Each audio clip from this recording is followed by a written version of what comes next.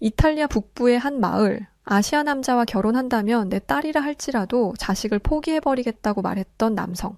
결국 15년이란 긴 시간, 딸과 연락을 끊어버렸던 이 남성에게 정말 믿기 힘든 일들이 벌어지게 되었는데요.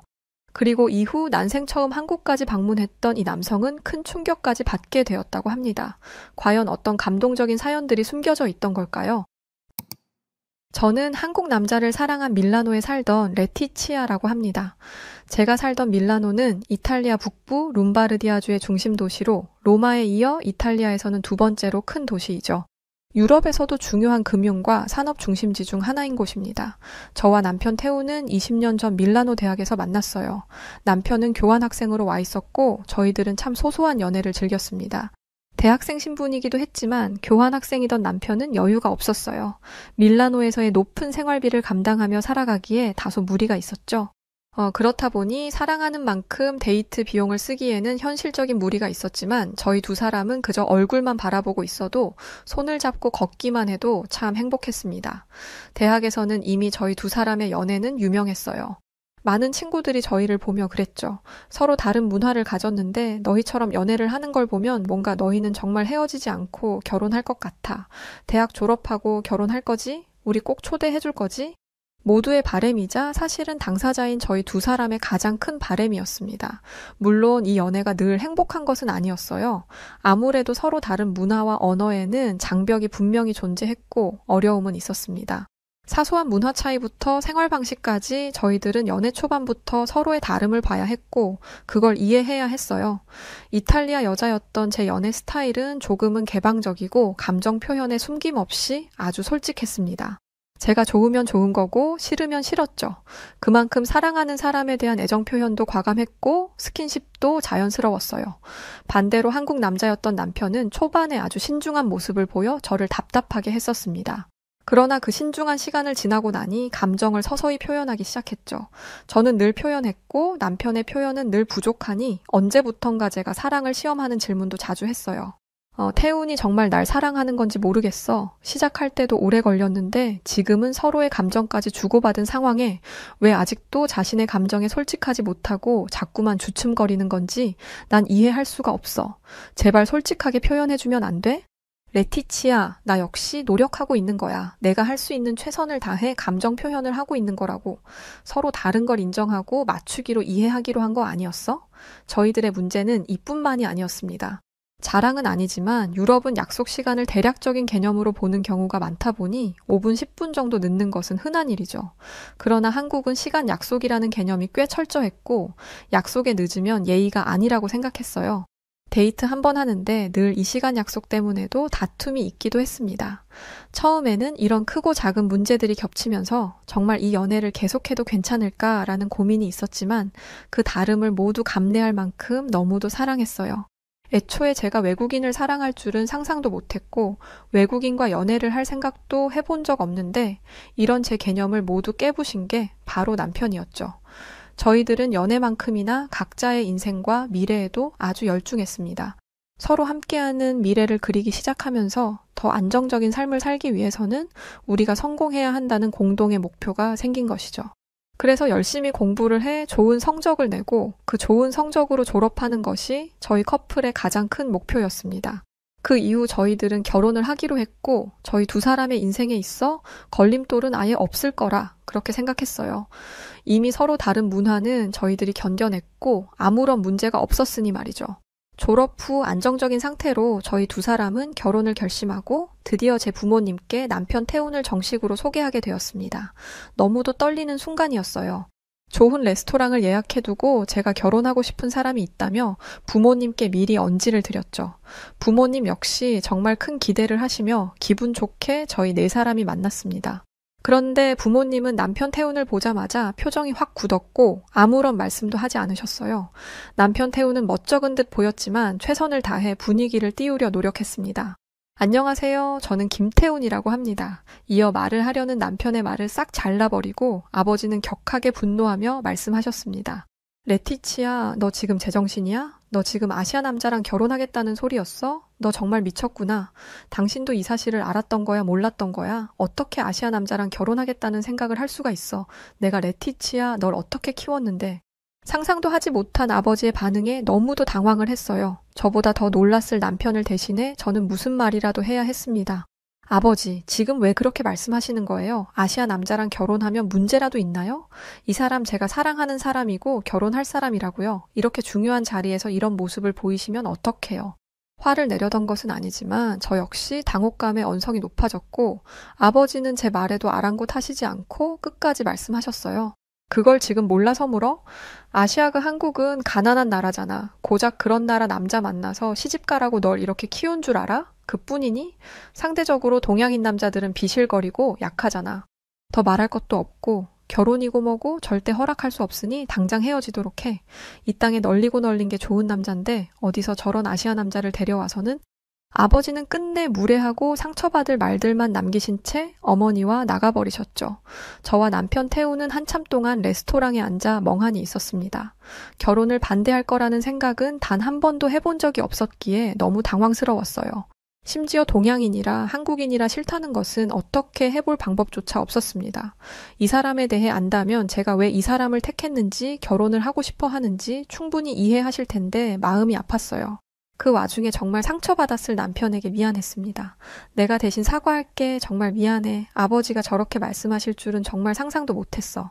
아마도 내가 외국인을 만나고 있다는 사실을 몰랐어서 당황하셔서 저렇게 말씀하신 것 같아. 시간이 조금 걸릴 수 있겠지만 다시 인사드려보자. 오늘 아버지가 한 무례한 말들은 정말 진심으로 미안해. 남편은 애써 미소를 보이며 제게 말했어요. 아니야, 충분히 그럴 수도 있겠다 생각은 했었어. 그런데 정말 그런 말들을 들으니까 순간적으로 나도 당황해서 아무 말을 못했는데 다시 해보자. 그래, 다시 해보자. 저는 그날 이후 아버지와 수도 없이 대화를 했습니다. 대화를 할 때마다 서로에게 가진 상처를 남기고 있었고 정말 지쳐가고 있었죠. 아버지, 지금 시대가 어떤 시대인데요? 한국이 아직도 예전에 그 한국인 줄 아세요? 얼마나 발전한 줄 아시냐고요? 그리고 아시아 남자라고 다 가난하고 약해요? 그건 그냥 아버지 편견일 뿐이잖아요.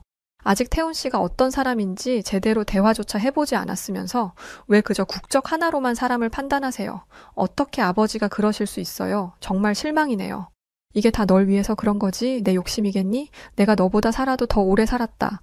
아시아 남자들이랑 어울려 팔자 핀 꼴을 못 봤는데 하물며 내 딸이 시집을 가겠다는데 무슨 수를 써서라도 막아야 하지 않겠어? 레티치야, 네가 뭘 하든 난 죽어도 마음 돌릴 생각 없어. 그놈이 어떤 놈인지 알아보고 싶지도 않고 궁금하지도 않다고. 그러니 나한테 자꾸 보일 생각하지 말고 당장 정리해. 아버지와 점점 사이까지 벌어지기 시작했고 매일을 눈물로 밤을 지새웠습니다. 아버지와 저의 팽팽한 기싸움 가운데 껴있는 어머니는 그러셨어요.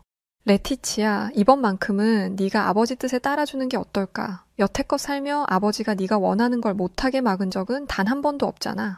엄마가 이만큼 살아보니 나이가 들면서 따라오는 삶의 지혜와 세상을 보는 눈이라는 게 있더라고.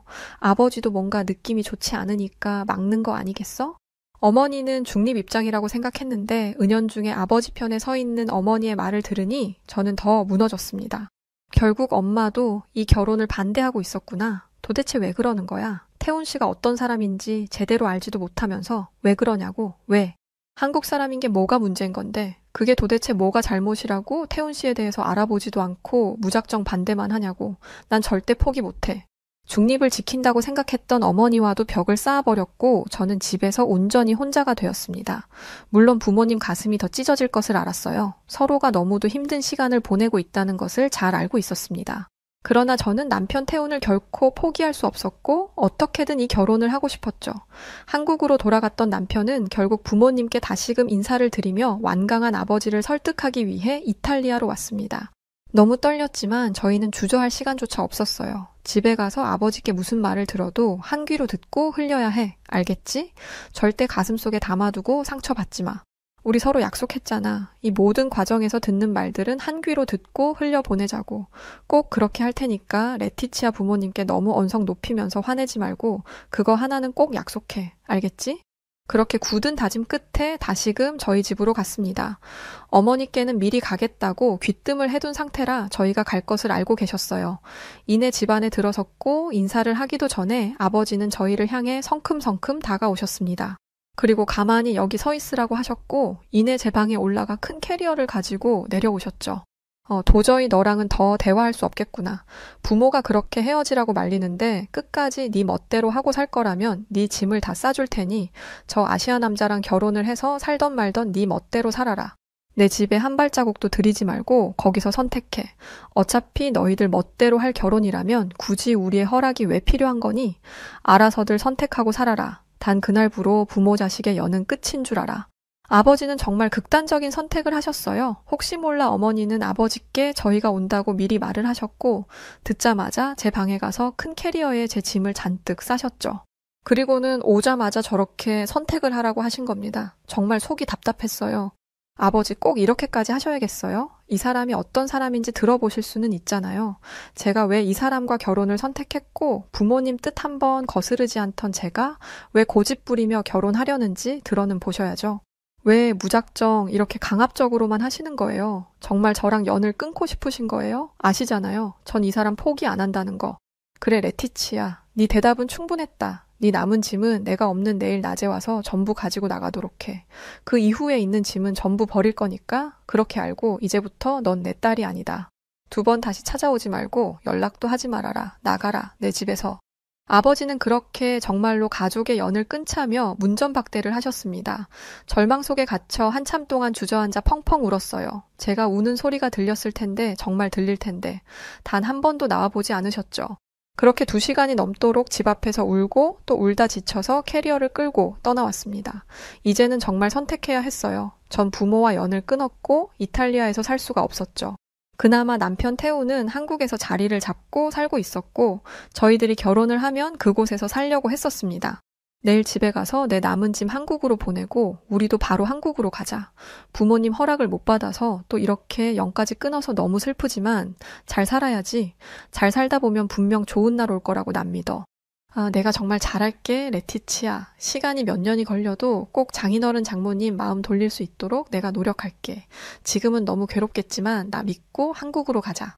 전 그렇게 순식간에 한국으로 떠나게 되었어요. 한국에서의 새 삶을 시작한다는 것은 제게 정말 많은 감정을 들게 했습니다. 한평생 저 하나 잘 키우겠다고 고생하셨던 부모님을 등지고 온 거라 저는 꼭 잘 살아야 했어요. 잘 사는 모습이라도 보이며 차츰 이 관계를 꼭 회복하려 했습니다. 또 한편으로는 남편과 시작하는 한국에서의 삶이 철없이 참 설렜어요. 그러나 연애 초반에 겪던 문화 차이는 세 발의 피 수준이었고 한국에서 정착하며 살면서 겪는 문화 차이는 상상 이상으로 컸습니다. 정말 크게 보면 한국은 집단 문화지만 이탈리아는 개인주의 성향이 강한 나라였죠. 또 한국은 빠른 문화이지만 그에 비해 이탈리아는 여유로운 삶을 지향하죠. 이뿐 아니라 한국은 예의 중시를 하지만 이탈리아는 자연스러운 감정 표현의 자유가 있어요. 이렇게만 나눠봐도 문화 차이는 꽤 컸습니다. 기본적인 한국의 식문화 예절도 처음에는 낯설었습니다. 시댁에 가서 밥을 먹을 때마다 정말 문화 차이를 많이 느꼈죠. 시댁에서는 저를 많이 반겨주셨고 저희 부부가 갈 때마다 다양한 음식을 한 상 차려주셨어요. 한국은 반찬을 여러 개 두고 나눠 먹는 문화지만 저희 이탈리아는 개인 접시에 모두 따로 담아 먹는 문화였죠. 처음에는 이런 사소한 것들이 모두 어색하고 꼭 제가 잘못하고 있다고 느껴졌지만 남편과 시댁 식구들은 천천히 알려주셨습니다.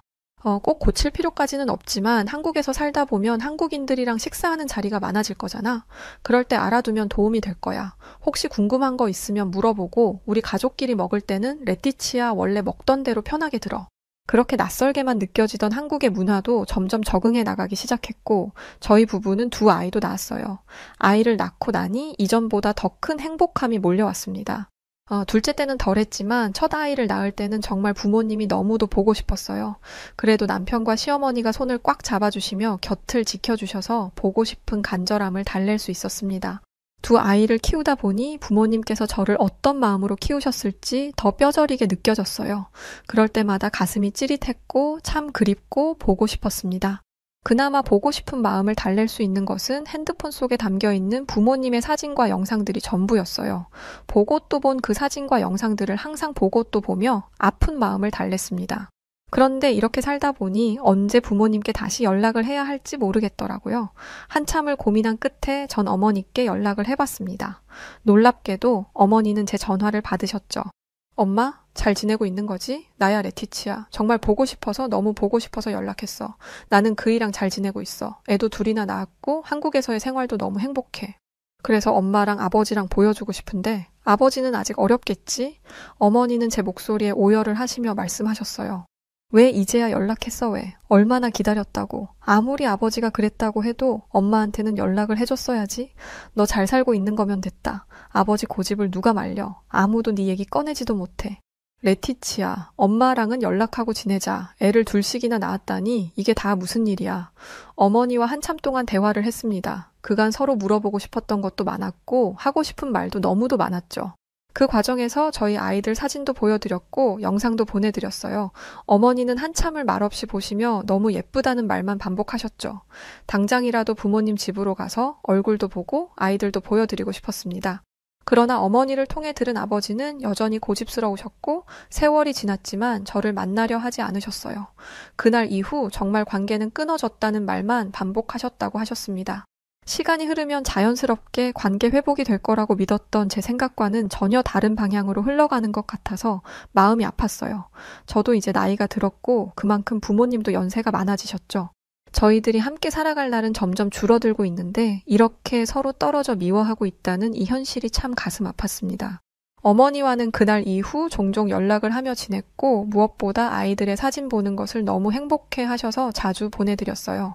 저희 가정 역시 더욱 평온해졌습니다.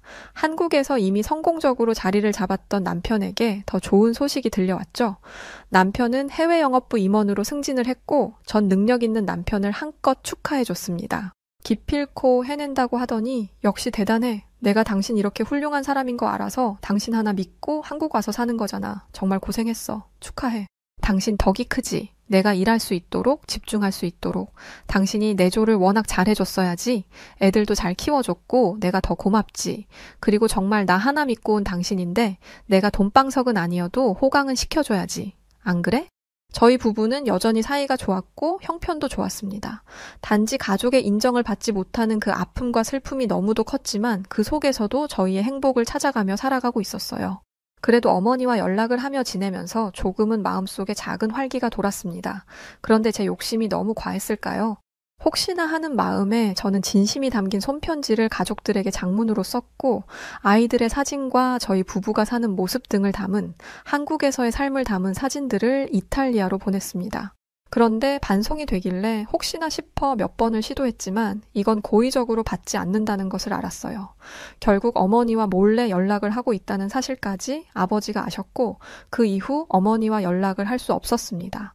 저는 이때 많이 좌절했던 것 같아요. 그간 아픈 얘기라 잘 꺼내지도 않았는데 정말 오랜만에 남편을 붙잡고 하염없이 울었습니다.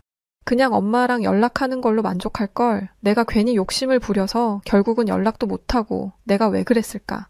그런데 아버지는 정말 아직도 내가 그렇게 미울까?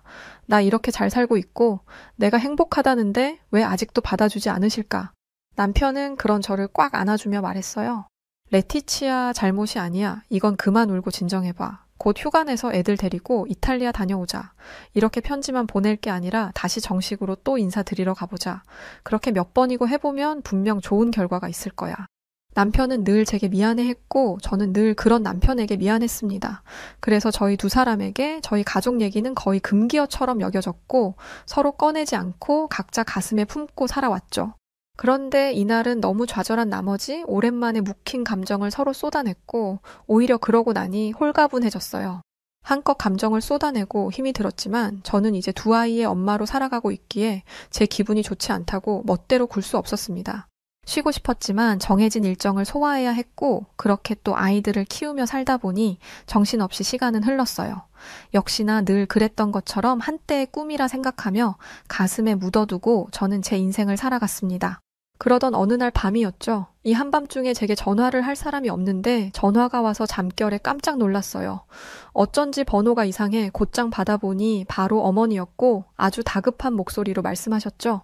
레티치야, 아버지가 지금 위독하셔. 교통사고가 났는데 너무 심각한 사고라 상태가 좋지 않다고 그러는데 이걸 어떡하니? 어머니의 전화를 받자마자 저는 정신이 나갈 것 같았어요. 어머니께는 당장 가겠다고 말을 하고 전화를 끊었고 저는 정말 정신이 나간 사람처럼 잠옷 차림으로 나가려 했죠. 남편은 놀라서 저를 붙잡았습니다. 저는 엉엉 울며 말을 했어요. 아버지가 지금 사고가 났는데 위독하시대. 어쩌지? 내가 지금 바로 가야 하는데 아버지가 기다려주시겠지? 나 공항에 가야 해, 여보. 나 바로 가야 해. 지금 어떡해? 정신이 반쯤 나간 저를 대신해 남편은 순식간에 일 처리를 대신해줬습니다. 급하게 아이들을 시댁에 맡겨야 했는데 비행기 시간이 촉박해 시부모님들이 공항으로 아이들을 데리러 와주셨죠. 저는 인사도 제대로 못한 채 바로 수속을 밟고 이탈리아로 향했어요. 그나마 시간대가 맞는 비행기가 있어서 정말 다행이었습니다. 가는 내내 한숨도 못 자고 눈물만 흘렸어요. 후회의 눈물이 어찌나 흐르는지 세상에 있는 모든 신에게 빌고 또 빌었습니다. 제가 다 잘못한 거예요. 제발 갈 때까지만 아버지 살아계시게 도와주세요. 인사만 할 수 있도록 도와주세요. 이렇게 보낼 수가 없어요. 제발 부탁드릴게요. 빌고 또 빌면서도 한편으로는 아버지가 저를 보고 더 분노하셔서 건강에 좋지 않을까봐 걱정되었습니다. 그렇게 별 생각을 다하며 밀라노 병원으로 도착했고 곧장 아버지께 향했어요. 그렇게 본 아버지는 알아볼 수도 없을 정도였습니다. 온 전신에 붕대를 감고 있는 그야말로 처참한 모습이었죠. 아버지께서는 다행히 의식이 있으셨지만 저희 부부를 외면하셨어요. 남편은 어머니를 대신해 사고 현장을 곧장 확인하러 갔고 저는 외면하는 아버지 곁을 떠나지 않고 붙어 있었습니다. 괜히 말을 잘못 꺼냈다가 아버지 건강에 해로울까 함부로 꺼내지도 못하다 딱 한마디 진심만 전했어요. 아버지 죄송해요. 정말 너무 보고 싶었어요. 그냥 너무 보고 싶었고 그리웠는데 이렇게 가버리실까봐 빌고 또 빌었어요. 이제 더 아무런 말도 안 할게요. 아버지는 제 말에 아무런 대답도 하지 않으셨습니다. 저는 그저 옆을 지키는 것 말고는 아무것도 하지 않았어요. 그렇게라도 아버지를 볼 수 있다는 것이 또 어머니를 볼 수 있다는 것이 아프지만 좋았습니다. 침묵만이 고요하게 흐르는 병실이었지만 무려 15년 만에 함께한 자리였죠. 한편 사고 현장에 갔던 남편은 너무 처참한 현장을 보고 충격이 컸다고 했어요. 아버지가 타시던 30년이 된 소형차는 그야말로 박살이 났고 그 참혹한 모습에 너무 놀랐다고 했습니다. 실제로 현장에 있던 경찰은 남편에게 이렇게 말을 했다고 했죠. 차가 작은 차라서 더 피해가 컸더라고요. 조금 더 크고 튼튼했으면 그 정도로 다치지 않으셨을 텐데 지금 의식은 돌아오신 거죠? 사실 그것도 기적인 거죠. 저희는 정말 현장에서 가시는 줄 알았거든요. 남편은 이 말을 듣고 또 현장을 보고 충격이 컸고 저도 모르게 큰 사고를 쳤습니다. 남편이 언제 올지 몰라서 정막이 흐르는 이 병실에서 내내 눈치를 보고 있는데 너무 오지 않았어요. 현장에 아무래도 해결하는 일이 복잡하구나. 저는 그렇게 생각을 했습니다. 그런데 남편은 이때 이런 결심을 했다고 해요. 내가 장인어른을 위해 할 수 있는 일을 하자. 무작정 인사를 하고 허락을 구하는 것보다 사위된 도리로 내가 할 수 있는 걸 하는 거야. 다짐을 한 남편은 즉시 밀라노에 있는 한국 자동차 매장을 갔다고 합니다. 그리고 한국에서도 인기가 높아 꽤 고가인 한국의 대형 SUV 차량을 구매했죠. 이 모든 과정을 제게도 말해주지 않아서 저 역시 모르고 있었어요. 그렇게 현장에서 돌아온 줄 알았던 남편이지만 서프라이즈를 준비하고 있던 겁니다. 아버지는 저희 부부가 함께 있는 게 불편하다고 하셨고 결국 저희 부부는 병원 근처에 있는 호텔에서 묵으며 중간중간 찾아갔어요. 어머니와 시간도 보내고 싶었지만 아버지 병간호로 옆에 항상 붙어 계셔야 하니 그것도 쉽지 않았습니다. 저희는 이제 돌아가야 할 시간이 다가왔고 한국으로 가기 전날에야 남편은 제게 말했죠. 이거 장인어른 몸 회복하고 나시면 안전하게 타실 수 있도록 차를 준비했어. 한국에서도 유명한 차고 정말 튼튼하거든. 아마 장인어른도 좋아하실 거야. 당신이랑 상의 안 하고 돈 쓴 걸로 구박하는 건 금지야. 사위로서 내가 할 수 있는 걸 하고 싶었어. 전 남편의 말에 정말 큰 감동을 받았습니다. 하도 머릿속이 복잡해서 아버지의 차가 박살이 났다는 것조차 생각을 못하고 있었는데 남편이 참 든든하게 느껴졌죠. 그렇게 한국으로 떠나는 날 다시 병원을 찾았습니다. 아버지는 여전히 저희 부부에게 냉랭하셨지만 꿋꿋하게 말을 했어요. 아버지, 이번에는 정말 급하게 오느라 애들도 못 데리고 왔지만 다음에는 꼭 데리고 올게요. 아버지 손주들이니 보여드리고 싶어요. 저희는 이제 돌아가야 하는데 아버지랑 대화도 못 해보고 가서 마음이 불편하네요. 또 아버지 회복하시는 것도 다 못 보고 가서도 속상하고요. 어머니가 아버지를 잘 돌봐주실 거고 저희 다시 꼭 올 거예요. 그때는 아버지 한 번이라도 제대로 봐주세요. 그렇게 간절히 말했지만 역시나 미동조차 없는 아버지셨죠. 참으로 매정한 아버지의 모습을 뒤로하고 병실을 나섰습니다. 그리고 어머니께 남편은 차 키를 쥐어주며 말했어요. 장모님, 이거 아버지 퇴원하시고 건강 회복하시면 그때 전해주세요. 튼튼한 차라 안심하시고 타실 수 있을 거예요. 그리고 레티치아는 제가 정말 많이 사랑하고 한국에서 아이들이랑 함께 행복하게 그렇게 살고 있으니 저희는 걱정 마세요. 정말 그렇게 마지막 인사를 하고 한국으로 다시 향했습니다. 전 그제야 다시 눈물이 났어요. 아버지는 무려 15년이 지났고 생사가 오고 가던 저 상황 속에서도 변하지 않았어. 정말 날 너무 끔찍하게 미워하시는 거야. 레티치야, 그런 말이 어딨어. 난 장인어른 마음이 조금은 열렸다고 생각했는데 시간이 분명 해결해 줄 거야. 우리는 그저 묵묵히 우리가 할 수 있는 일을 하자. 이번에도 우리가 할 수 있는 것은 다 한 거야. 그렇게 한국으로 돌아와 바로 일상으로 복귀를 했고 언제 그랬냐는 듯 똑같은 하루하루가 이어졌어요. 아이들의 학교 생활, 남편의 직장 생활, 주부로서의 제 삶, 늘 그렇듯 말이죠. 그로부터 한 달 후 어머니에게 연락이 왔습니다. 레티치야, 아버지 드디어 오늘 퇴원하셨어. 건강 회복도 많이 하셨고 무엇보다 사위가 준 차를 보고 아주 놀라시더라. 이게 다 뭐냐고, 누가 이런 비싼 차를 줬냐고 해서 엄마가 말했거든. 당신 차 박살난 거 보고 튼튼한 차 타시라고 바로 사서 주고 갔다고. 그랬더니 뭘 하셔? 뭐라긴? 한참 동안 차 뚫어지게 보더니 이게 한국 차 맞냐면서 고급스럽다고 감탄하고 기술에 놀라고 이 정도 차였으면 애초에 아버지 그렇게 안 다쳤을 거라고 하시더라. 그리고 처음으로 사위가 어떤 사람인지 묻더라. 드디어 처음으로 아버지는 남편에 대해 물으셨죠. 전 너무 설레고 기분이 좋았습니다. 곧이어 아버지에게 전화 한 통을 받았고 정말 몸이 덜덜 떨렸어요. 레티치아 맞지? 긴 세월 동안 고집 부려서 정말 미안하다. 처음에는 아시아 남자라 정말 싫었지만 고집 부려서 어떻게든 결혼할 걸 알았어. 그래서 더 독하게 했던 것 같아. 내가 이렇게 독하게 굴어야 둘이 이 악물고 잘 살지 않을까 싶었던 것 같다. 그래도 흘려보낸 15년 세월 참 미안하구나. 아버지는 진심 어린 사과를 하셨고 제 남편에게도 따로 연락을 해 사과를 하셨습니다. 정말 15년 만에 심장이 터질 것 같던 순간이었어요. 서로에 대한 오해를 모두 풀었죠. 그리고 드디어 정식으로 부모님을 한국으로 초대하게 되었습니다. 공항에 도착한 부모님을 보니 왜 또 눈물이 나는지 달려가 어린아이처럼 안아드렸어요. 아버지는 그런 저를 꽉 안아주시며 그러셨죠. 미안하다 레티치야. 내가 너무 고집을 부렸구나. 부모님은 일주일 동안 한국 저희 집에서 머물며 여행도 하시고 저희 애들과도 시간을 보내셨어요. 손주 재롱에 녹기도 하시고 무엇보다 한국의 모습에 많이 놀라셨습니다. 부모님 눈에 서울은 그야말로 첨단 도시였죠. 세상에 한국이 이렇게 발전했구나. 내가 알던 예전의 한국 모습은 아예 사라지고 없네. 한국이 이탈리아보다 훨씬 좋은데? 부모님은 감탄하기 바쁘셨습니다. 심지어 저희가 사는 한국의 아파트 시스템의 편리함과 스마트함에도 반하셨어요. 이탈리아 주거지는 고풍스럽긴 하나 대부분이 오래된 석조 건축물이고 건물 안에 엘리베이터가 없는 경우도 많죠.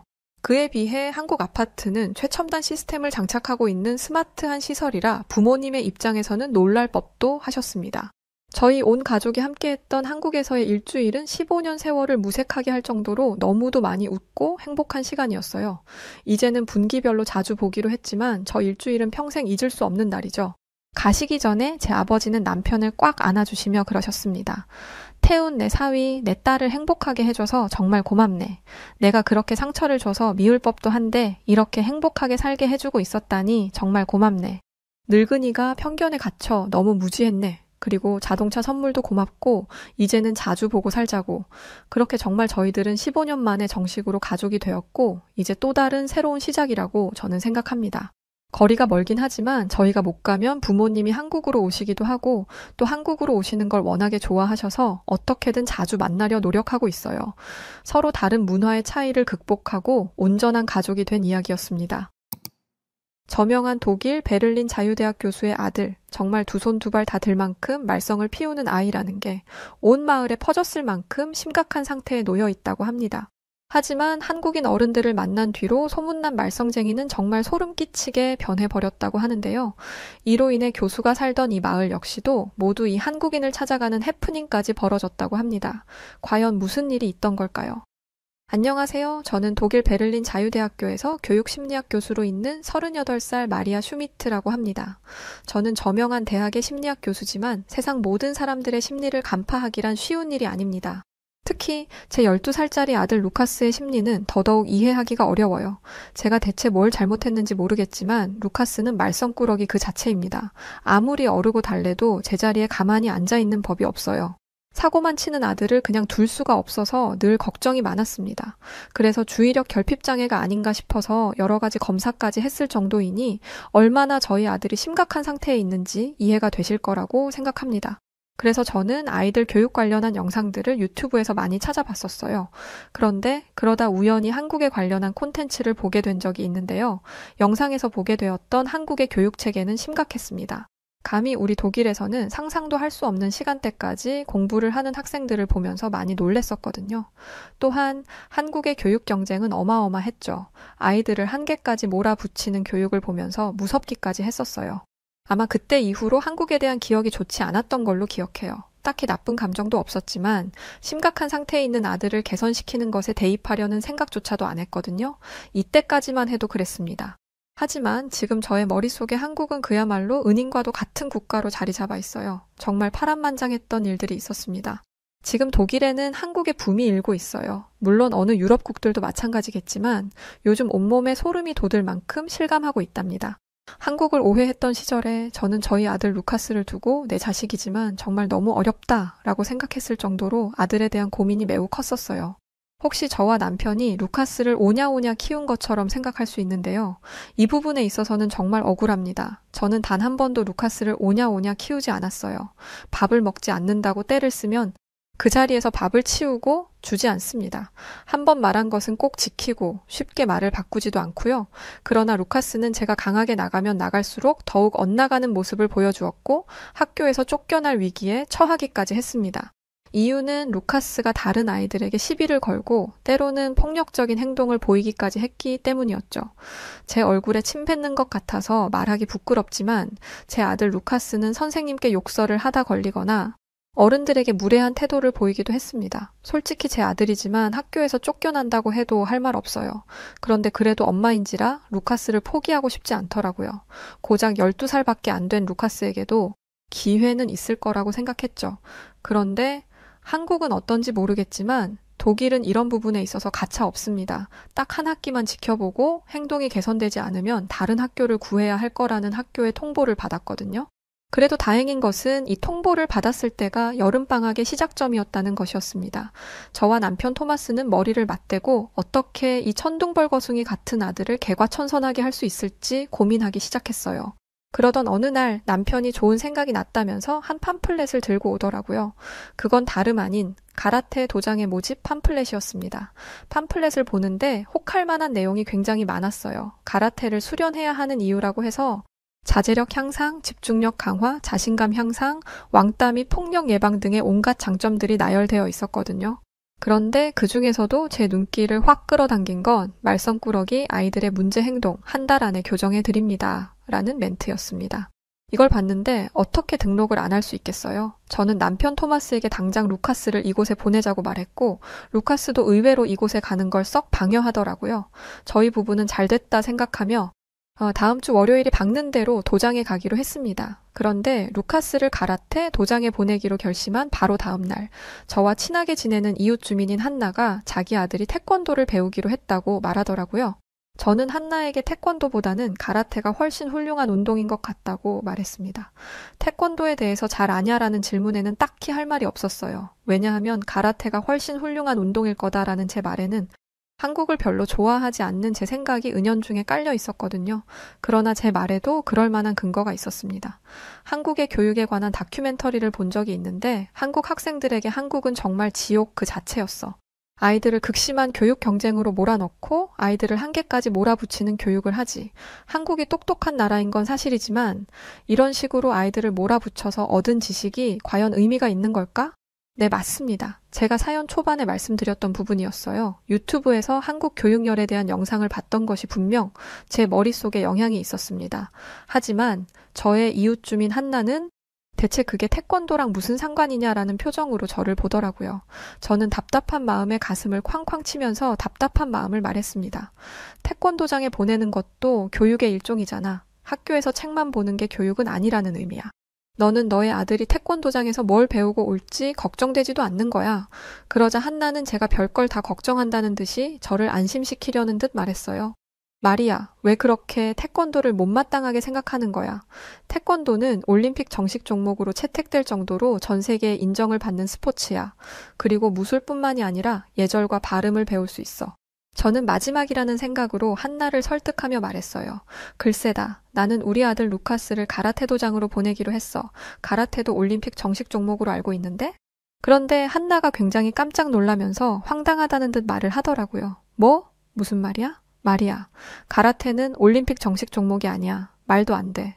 한나가 그 말을 하는데 사실 저는 이해가 되지 않았어요. 왜냐면 저는 분명히 2020 도쿄 올림픽에서 가라테 경기가 열리는 영상을 두 눈으로 봤었거든요. 제가 이런 이야기를 하자 한나가 그러더군요.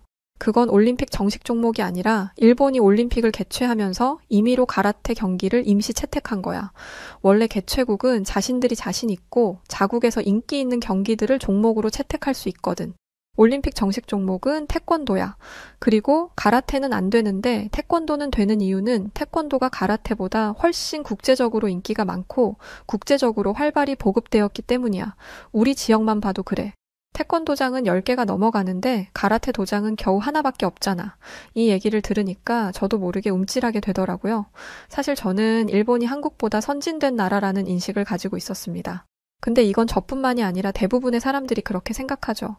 아무래도 일본은 경제력에서 항상 미국 다음에 있었을 만큼 강대국이라는 인식이 많았으니까요. 요즘 독일에서 한국에 관한 이야기가 많이 들려와서 한국이 핫하기는 한가 보다라고 생각은 하고 있었지만 그렇다고 해서 한국이 일본보다 낫다고 생각하지는 않았어요. 한국은 이제야 빛을 보는 나라이고 일본은 이미 모두에게 너무나 익숙한 나라잖아요. 따라서 사람들도 태권도보다는 가라테를 선호할 거라고 생각했습니다. 그런데 그게 아니라고 하니 조금 혼란스러웠죠. 한나가 말을 이어갔습니다. 그리고 태권도는 점수 책정 방식이나 경기 규칙이 확실히 정해져 있어. 하지만 가라테는 아직까지도 경기 규칙이 명확하지 않아서 국제대회로 승인하기엔 문제가 많아. 게다가 경기를 이기고 지는 것에 개인의 주관이 많이 들어가서 공평한 판정이 나지 않는 경우가 아주 많다는 것도 문제고. 하지만 태권도는 달라. 과학적인 기술을 가지고 채점을 하고 있고 국제적인 기준이 명확하지. 이건 한국이 태권도를 세계에 널리 알리기 위해 체계적으로 준비했다는 뜻이기도 해. 한나는 제 생각보다 더 열심히 꼼꼼하게 태권도와 가라테를 비교한 것 같았어요. 아무래도 아들이 다녀야 하는 곳이니까 더 자세히 알아봤겠죠? 하지만 저는 여전히 걱정됐어요. 과한 경쟁도 그렇지만 사실 또 다른 이유가 하나 더 있었거든요. 가라테를 배워도 충분히 호신술을 배울 수 있을 거야. 네 아들이 태권도를 배우면서 과한 경쟁에 휘말리면 어떻게 하려고 그래? 그리고 내 친구가 한국인과 함께 일을 했었는데 정말 별로였대. 위계 질서가 너무 명확해서 숨이 막혔다고 하더라. 그리고 승진에 대한 욕심 때문에 동료나 부하 직원을 엄청나게 쪼아댔대. 이게 다 과열된 경쟁 분위기 때문 아니겠어? 너는 네 아들이 이런 걸 배워와도 괜찮아? 그리고 가라테 도장 관장님이 일본인이래. 일본인들 성향 알지? 조용하고 남에게 피해 안 끼치고 나는 루카스에게 이런 걸 가르치고 싶어. 한나는 이런 제 말을 듣고도 꿈쩍도 하지 않았습니다. 마리아, 네가 왜 태권도에 대해 한국에 대해 안 좋은 생각을 가지게 되었는지 이해가 돼. 하지만 네가 알고 있는 게 전부는 아니야. 내가 그걸 알려줄게 라면서 되려 저를 설득하려 했죠. 뭘 걱정하는지는 알겠지만 지금 내 말은 너무 과해. 내 친언니의 자식들 모두 태권도를 배웠고 다들 태권도 덕분에 훌륭하게 잘 자라주었어. 나는 내가 본 것을 가지고 이야기하는 거야. 그리고 우리 아들이 태권도의 화려한 발차기에 푹 빠져버렸어. 무조건 태권도를 배워야겠대. 그리고 무엇보다 태권도는 단순한 스포츠가 아니야. 신체 단련뿐만 아니라 정신수양과 인성교육을 강조하는 전인적인 교육을 따르는 한국의 전통 무예라고. 이런 얘기를 들었는데 뭘 더 말하겠어요. 가라테도 무술이잖아. 정신수양을 하는 건 가라테도 마찬가지라고라는 말이 턱 밑까지 차올랐지만 차마 입 밖으로 내뱉을 수 없었고 저는 한나가 분명 제게 도움을 청해올 거라고 생각했습니다. 독일에서 태어나고 자란 아이들이 한국의 치열한 경쟁 분위기를 견딜 수 있을 리가 만무하잖아요. 저의 이웃 지인이었던 한나는 결국 아들을 태권도장으로 보냈고 저는 제 아들 루카스를 가라테 도장으로 보냈습니다. 그런데 정말 너무 뜻밖의 일들이 벌어지기 시작했었어요. 문제가 발생한 건 한나의 아들이 아닌 제 아들이었습니다. 가라테를 시작한 뒤로 루카스의 이상 행동이 점점 더 심해졌던 것이었습니다. 루카스는 가라테 도장에 다닌 지 일주일도 채 되지 않아서 더 짙은 폭력성을 보였어요. 집에 오면 제게 도장에서 보낸 기술을 보여준다며 손날로 저를 치기도 하고 팔꿈치로 저를 밀어내기까지 했죠. 아직 12살짜리 어린아이이기 때문에 아프다거나 상처가 나지는 않았지만 이건 엄청난 문제 행동이었습니다. 저는 아주 호되게 루카스를 혼냈어요. 그런데 루카스는 눈 하나 깜짝 안 하고 이렇게 말하더라고요. 관장님이 그러는데 무술은 실전 연습이 중요하대요. 항상 수련하는 자세로 살아야 한다고 하던데요.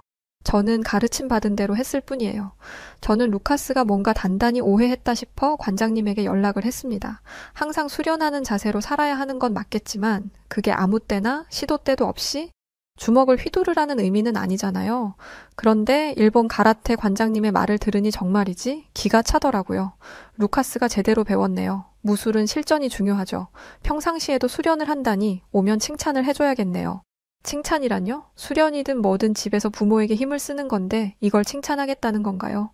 제가 다소 날카롭게 반응을 하니 아차 싶었는지 말끝을 흐리며 이렇게 변명을 하더군요. 루카스는 아직 어린아이이지 않습니까? 루카스가 힘을 써봤자 얼마나 쓴다고 그러시나요? 루카스가 조금 과격하게 굴어도 어머님이 충분히 제압하실 수 있을 겁니다. 이게 무슨 말인지 이해가 되시나요? 이 일본인 가라테 관장은 애가 주먹을 써도 엄마가 힘이 더 세니까 상관없다라는 식으로 이야기하고 있었던 것입니다. 아이가 평생 12살에 머물러 있는 것도 아니고 얼마 지나지 않아 엄마인 저보다 키도 커지고 힘도 세질 텐데 그럼 그때는 어떻게 하라는 거냐. 어릴 때부터 절대 이런 행동은 하지 못하도록 해야 하는 게 아니냐고 항의를 하자 가라테 관장은 그제야 루카스에게 주의를 주겠다고 말했습니다. 관장의 경고가 먹힌 것인지 루카스는 더 이상 집에서 폭력적인 모습을 보이지는 않았습니다. 그래서 가라테가 루카스에게 좋은 영향만 주고 있을 거라고 생각했어요. 그런데 가라테를 마친 루카스를 데리러 간 날 저는 가라테 도장에서 충격적인 장면을 보고 말았습니다. 체육관에 가까워지면 가까워질수록 체육관 앞에서 벌어진 소동이 눈에 보이더라고요. 소동의 중심에는 제 아들 루카스가 있었고 루카스는 한 아이와 싸웠는지 씩씩거리며 숨을 골랐습니다. 다행히 아이들끼리 주먹 다짐을 하는 정도는 아니기에 우선 지켜보기로 했어요. 아이들 싸움에 어른이 개입하는 것만큼 나쁜 게 없으니까요. 그런데 이 생각은 저에게만 해당되는 것이었습니다. 루카스와 싸움이 난 아이는 루카스에게 한 2번 이야기를 들었던 도장의 에이스, 일본에서 온 켄지라는 아이였는데 켄지 엄마의 생각은 저와 달랐어요. 켄지의 엄마는 루카스를 밀치더니 켄지를 껴안았습니다. 그러더니 네가 걔구나? 도장에서 제일 말썽을 많이 부린다는 애. 독일 애들은 거칠고 무례하다더니 널 보니까 바로 무슨 소리인지 알겠다 얘. 이 말을 듣는데 울컥하더라고요. 저는 일본인들은 다 얌전하고 배려심 넘친다던데 내 아들을 밀치려고 하고 위협하는 걸 보니 일본인도 거기서 거기구나? 라고 외칠 생각으로 차에서 내리려 했습니다. 그런데 그때 일본인 관장이 나타났어요. 도장을 관리하는 사람이 나타났으니 이런 상황이 금방 마무리될 거라고 생각했습니다.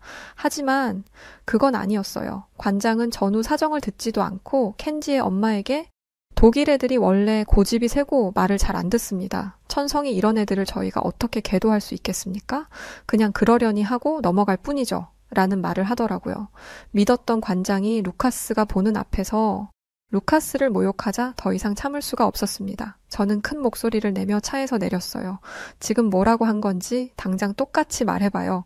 저는 잘못된 행동이라는 것을 알면서도 그런 행동을 반복하는 건 어린아이들도 안 하는 것이라고 말하며 루카스를 데리고 나와버렸어요.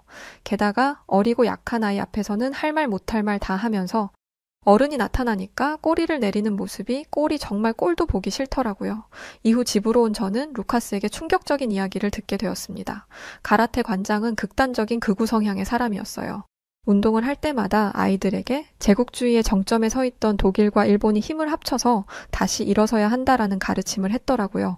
독일인들은 조상들이 세계대전을 저질렀다는 이유 하나만으로 마음 깊숙한 곳에 죄책감을 가지고 살아갑니다. 아이들도 마찬가지고요.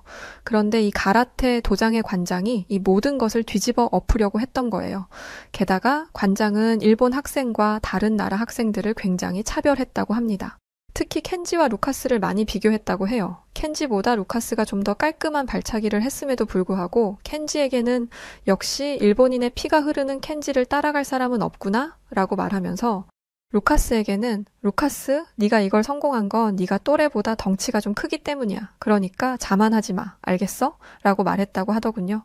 이런 일이 한두 번이 아니었다고 합니다. 저는 이제야 가라테 도장을 다닌 후로 과격해진 루카스의 행동의 원인을 알게 되었어요. 심리학 교수의 입장에서 봤을 때 루카스는 자신도 모르게 자기 방어를 하고 있는 중이었던 것입니다.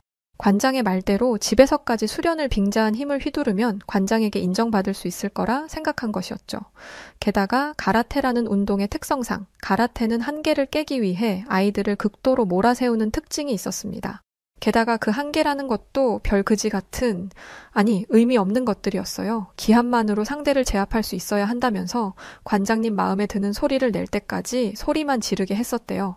루카스는 1시간 내내 소리를 질렀는데 저보다 작게 소리를 낸 켄지는 기합이 듣기 좋다는 이유로 금방 집으로 돌아갔다더라고요.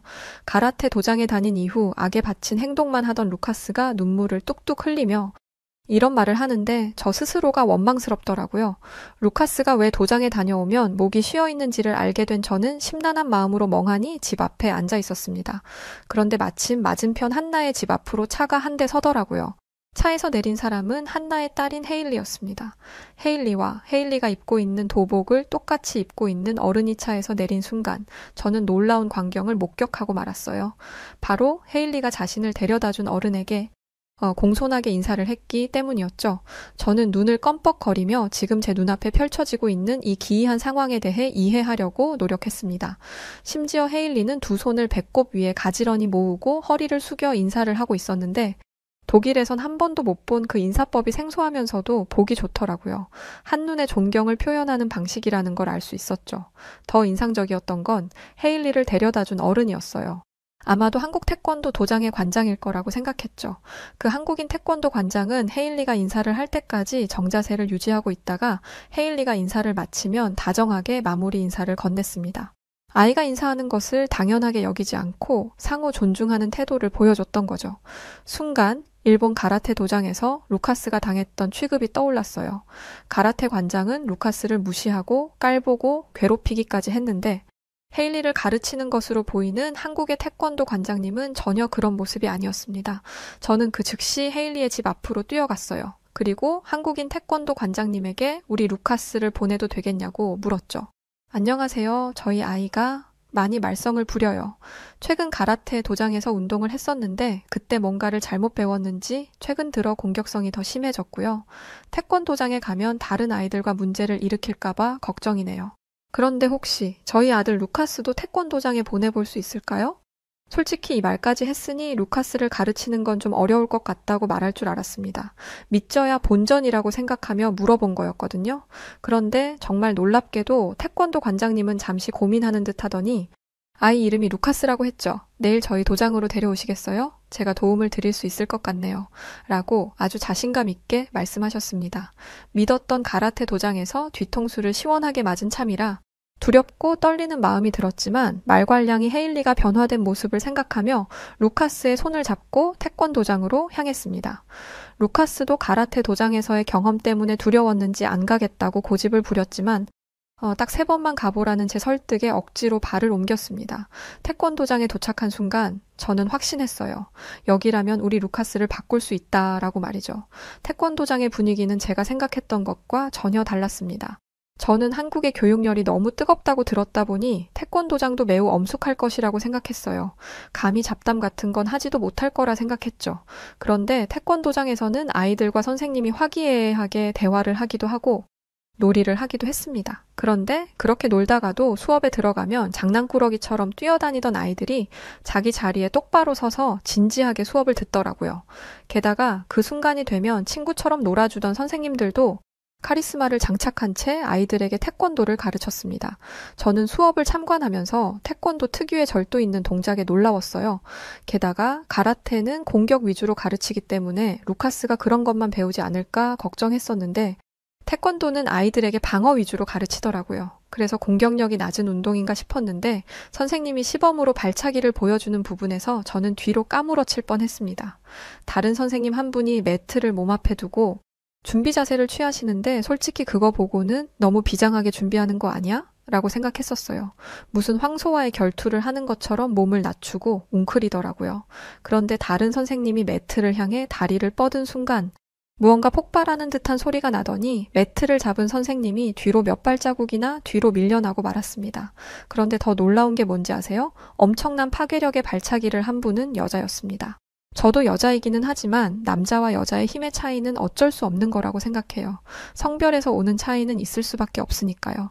그런데 이 여자 선생님의 발차기는 감히 여자라고 생각할 수조차 없는 수준이었습니다. 그런데 한국인 관장님이 저에게 이런 말을 하더라고요. 며칠 뒤에 한국에서 학생 시범단이 저희 도장을 방문하게 될 거예요. 그때 도장에 다니는 부모님들을 모두 모실 예정이고 마을에서도 시범을 보이니 그때 한국의 진짜 태권도가 얼마나 멋지고 흥분되는 스포츠인지 보실 수 있으실 거예요. 그리고 루카스도 정말 멋지게 성장할 수 있도록 잘 지도해 보이겠습니다.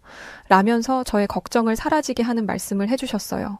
한국 태권도 관장님은 태권도는 단순히 눈앞에 있는 상대를 제압하는 것에 초점이 맞춰져 있지 않다고 했습니다. 스스로를 보호하는 것을 배운다고 이야기해 주시더군요. 그러시면서 태권도 영상들을 보여주셨는데 영상 속에 나오는 한국인들의 태권도는 정말 엄청난 파괴력을 가진 무예라는 걸 볼 수 있었어요. 관장님은 태권도의 가공할 위력은 상상을 뛰어넘는 것이기에 절제를 배워야 한다고 했고 이쯤 되니 왜 아이들에게 방어 위주의 교육을 하는지 이해가 됐습니다. 그런데 태권도는 내가 때리면 너무 세니까 막는 걸 가르친다라는 아주 1차원적인 교육 이념을 가지고 있지 않았습니다. 태권도는 존중과 자기 절제를 중요한 미덕으로 여기고 있었어요. 상대를 존중하기 때문에 함부로 힘을 휘두르지 않는 것이고 자기 절제를 통해 분노를 가라앉힐 수 있는 것이죠. 자신에게 주어진 힘을 마구 휘두르는 것이 아니라 필요한 곳에 사용할 줄 안다는 게 얼마나 멋있나요? 저는 이것이야말로 아이들이 배워야 하는 교육이라고 생각했습니다. 저는 관장님에게 제가 그동안 한국을 어떻게 생각했는지 말씀드렸어요. 사실 한국의 교육열이 워낙 뜨겁다고 들어서 태권도도 그렇게 엄하게 가르칠까봐 걱정되었다고 말이죠. 그러자 관장님은 한국의 과거 이야기를 들려주시면서 한국이 교육에 관심을 갖게 된 이유에 대해 알려주셨습니다. 전쟁 이후 아무것도 남지 않은 폐허 속에서 새로운 문명을 꽃피우기 위해 한국인들이 선택한 건 교육이었더라고요. 자원도 없는 나라가 단기간에 성장할 수 있었던 건 모두 교육과 사람에 대한 투자 덕분이라고 했습니다. 그리고 지금 현 시대를 살아가는 50대, 60대 어른들이 몸을 갈면서까지 나라를 재건하며 자신들의 교육은 포기했을지언정 내 아이들에게만큼은 올바른 지식들을 가르치겠다는 사명감이 지금의 대한민국, 세계에서 손꼽히는 경제대국으로 성장하는 밑거름이 되었다고 말씀해 주셨어요. 그 50대, 60대 이상의 어른들 희생이 없었다면 이제 30대 후반인 자신이 있지 못했을 거라면서 말이죠. 저는 그제야 한국을 이해할 수 있게 되었어요. 또 한국의 경제 수준이 높아지면서 이젠 한국에 있는 아이들도 공부에만 매달리는 게 아니라 다양한 진로를 찾아가고 있다고 하더라고요. 저는 한국에 대해 제대로 알지도 못하면서 괜한 고집을 부리는 바람에 루카스를 가라테, 도장 같은 곳에 보냈다는 죄책감을 가지게 되었습니다. 루카스는 제 생각보다 더욱 잘 적응했어요. 게다가 태권도장에 다닌 지 한 달도 채 되지 않아 변화된 모습을 보여주기 시작했습니다. 헤일리가 보여줬던 예의 바른 인사는 당연하고 어른이 먼저 숟가락을 들지 않으면 밥을 먹지도 않더라고요. 원래는 밥을 차려줘도 안 먹는다고 화를 내거나 자기 밥그릇을 챙겨서 방으로 휙 들어가던 아이였습니다. 그랬던 애가 태권도를 배운 후로 부모에게 아침 인사를 하고 저녁 인사를 하더라고요. 저와 남편은 갑작스러운 변화에 루카스가 혹시 천사의 신 게 아니냐는 우스갯소리를 하기도 했습니다. 루카스는 태권도장에서 배운 자기 절제를 통해 충동적으로 화를 내고 싸우는 것을 하지 않게 되었습니다. 화가 울컥 올라오면 태권도장에서 배운 심호흡법을 통해 스스로 감정을 조절하고 대화로 갈등을 풀어나가려고 하더라고요. 이 모습을 보는데 정말 감격스러웠습니다. 특히 루카스의 예의 바른 모습은 주변 모든 사람들에게 귀감이 되었어요. 저희 루카스가 좀 심한 케이스이기는 하지만 요즘 유럽 아이들의 상태는 영 좋지 않습니다. 요즘 아이들을 보면 선이라는 게 없는 것 같아요. 어른에 대한 예의, 선생님에 대한 예의, 친구들 간의 예의가 모두 사라져 있죠. 그런데 그 중에서 다른 행동을 하는 애들이 있다면 그 아이들은 100% 태권도를 배운 아이들입니다. 그래서인지 루카스의 변화를 통해 태권도를 배우는 아이들이 아주 많아졌어요. 악명 높은 루카스마저 단기간에 바꿔버렸으니 부모들이 안 보내고 배기겠어요. 말썽쟁이로 두 손 두 발 다 들었던 우리 아들 루카스의 변화, 천방지축이라 소문났던 헤일리의 변화, 이로 인해 저희 마을은 태권도 붐이 일어났었습니다. 그리고 그 일본인 관장이 운영했던 가라테 도장은 어떻게 된 줄 아시나요? 당연히 그 해를 넘기자마자 폐업하고 저희 마을에서 사라졌어요. 듣자 하니 관원이 모두 빠져나가 태권도장으로 옮겼다고 하더라고요. 저희 아들은 정말 바르게 성장하고 있습니다. 어쩔 때는 저와 저의 남편보다 더 어른스러운 모습을 보일 때가 있는데 그럴 때면 얘가 진짜 우리 아들 루카스가 맞나 싶을 정도로 크게 변화했어요. 당연히 루카스가 다니던 학교 선생님들도 루카스의 변한 모습에 놀라움을 감추지 못하고 있습니다. 저희 아들 루카스는 한국의 태권도와 한국인 관장님들의 가르침 덕분에 학업 성적도 우수해졌고 예의마저 바른 아이가 되었습니다. 이 모든 게 한국 덕분이라고 생각하고 있어요. 뭣도 모르고 유튜브에 나왔던 영상들만 보고 한국을 오해했던 제 모습이 부끄러울 뿐이었죠. 한국에 대한 이 고마움을 어떻게 표현할까 고민하다가 이렇게 사연을 보내게 되었어요.